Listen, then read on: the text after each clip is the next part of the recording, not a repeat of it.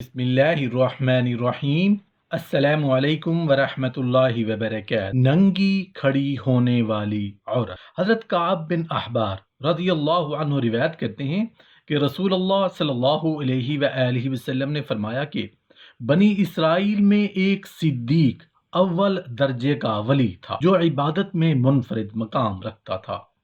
एक अरसे तक वो अपनी खानकाह में इबादत करता रहा। उसके पास रोजाना सुबह शाम बादशाह वक्त हाजिरी देता था और उससे पूछता था कि आपकी कोई जरूरत है। वो जवाब देता था, अल्लाह ही मेरी जरूरत को खूब जानता है। अल्लाह ताला ने उस आबिद की खानगाह पर अंगूर की एक बेल उगा जो हर रोज एक अंगूर उठाती थी, यानी एक अंगूर लगता था। जब उस आबिद को प्यास लगती तो वो अपना हाथ आगे बढ़ाता तो पानी उबल पड़ता था और ये उस पानी को पीकर प्यास बुझा लेता था। इस तरह एक तवील अरसा गुजर गया।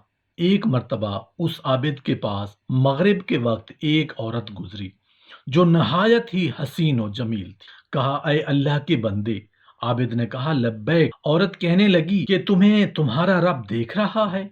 आबिद ने फरमाया, हाँ, वो अल्लाह एक है, कहार है, हय्युन कय्यूम है, कोई चीज उस पर मख्फी नहीं। औरत कहने लगी, मुझसे मेरा शौहर दूर है, इसलिए मुझे एक रात के लिए अपने पास ठिकाना दे। बुजुर्ग ने यह सुनकर कहा, ऊपर खानगाह में जाओ, इबादत में मशगूल हो जाओ।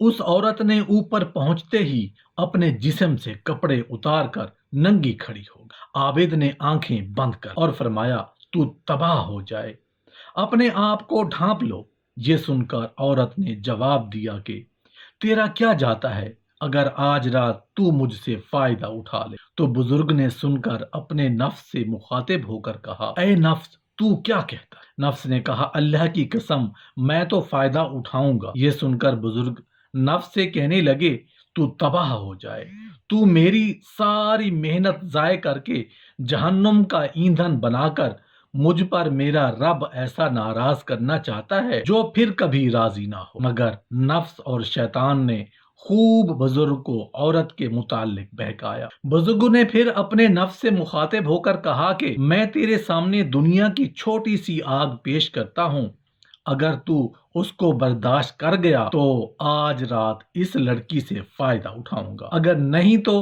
कभी भी तेरी नहीं मानूंगा।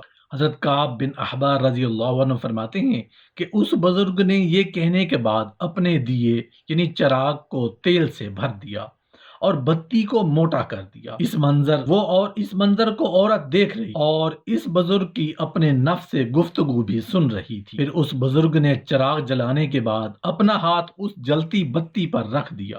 बत्ती जल रही थी मगर बुजुर्ग के हाथों को नहीं जला रही थी। ये देखकर आबिद ने चीख कर कहा, ऐ आग, तुझे क्या हुआ, जलाती क्यों नहीं? उसके बाद वो बत्ती उसका अंगूठा खा गई, यानी जल गया। फिर उसकी उंगलियां खा गई, फिर उसका हाथ खा गई। ये मंजर देखकर उस औरत ने जोरदार चीख मारी और दुनिया से कूच कर गई। फिर आबिद ने उस औरत का जिस्म कपड़ों से ढांप दिया। जब सुबह हो गई तो शैतान इबलीस लईन ने चीख कर कहा, ऐ लोगों, फलां की बेटी से फलां आबिद शख्स ने जिना किया है और जिना करने के बाद उसको कत्ल कर। चुनाचे ये खबर बादशाह तक पहुंच गई। बादशाह ने आकर आबिद से पूछा कि फलां की बेटी कहाँ है? आबिद ने कहा, यहीं मेरे पास है। बादशाह ये सुनकर आबिद से कहने लगा, उसको कहो वो मेरे पास आ जाए। बुजुर्ग ने कहा, वो मर चुकी है। ये सुनकर बादशाह ने कहा, क्योंकि वो जिना के लिए रजामंद नहीं होती हुई, हत्ता कि तूने एक नाहक जान को कत्ल कर दिया जिसको अल्लाह ताला ने हराम करा। फिर बादशाह ने गजबनाक होकर उस आबिद का इबादत खाना गिरा दिया। उस वक्त दस्तूर ये था कि जानी को आरे से चीर दिया करते थे। आबिद का हाथ जो रात के वाक़े में जल गया था उसे आबिद ने आस्तीन में छुपाया हुआ था और वाकया की हकीकत किसी को नहीं बता रहा था। चुनाचे आरे को आबिद के सर पर रखा और जल्लादू को चलाने का हुक्म दिया। सुनते ही जल्लादू ने तामील की और आरा चला।